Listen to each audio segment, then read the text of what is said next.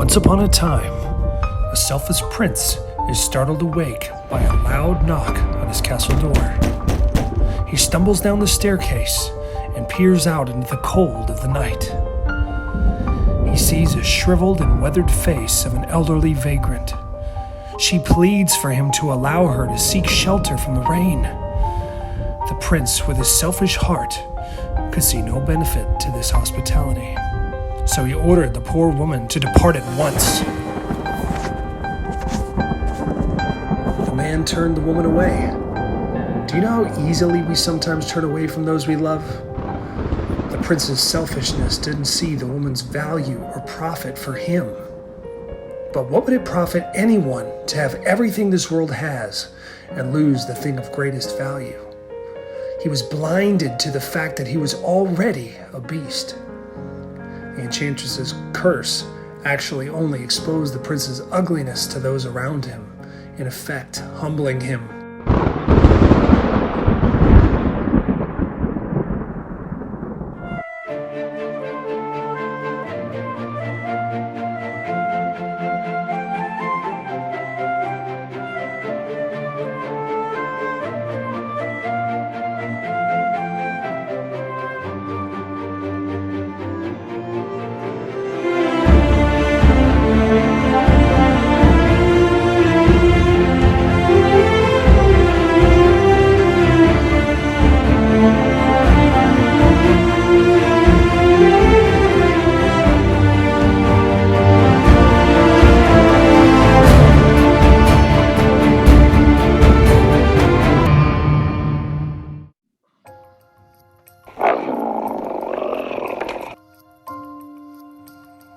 As the reader or the listener to the story, you're probably asking yourself, how could the prince have been so selfish? The person that you usually love the most is the person that you usually give the most freely to, the most time and attention. And like narcissist, if you love yourself the most, that's usually who you get.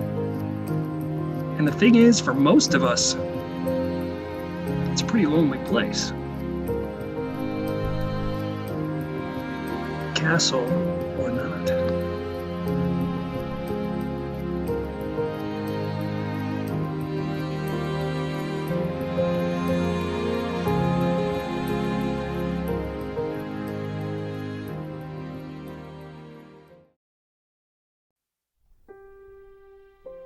But this isn't the end of his story, or yours. Belle, meaning beauty, comes to the beast in more ways than one. It's funny how her name follows what she brings to the beast, isn't it? Something about him starts to change. The rough around the edges, temper-flying anger starts to slowly get less and less. The more time he spends around Belle, the more he begins to appreciate her. He tries small acts of kindness with both an awkward and comical spectacle. Belle is caught off guard and isn't easily won over. But it is his grace and kindness of heart toward her that starts to strip away the layers of fear over time and reestablishes trust.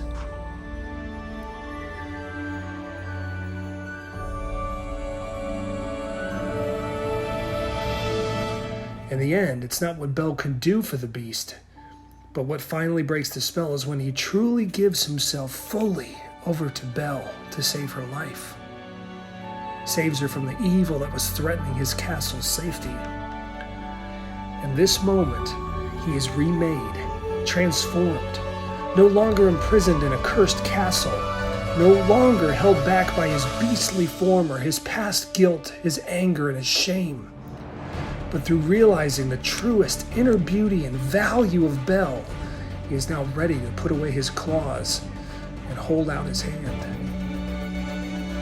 Through time and grace and the power of persistent love, it sheds the old and transforms the new. The relationship with Belle and the beast is remade, and that is an encouraging thought. You are what you have set your mind to be. No matter where you find yourself, on a French mountainside, dealing with fear, anger, or pain, it's never too late to decide to make a change. There might just be something there that wasn't before.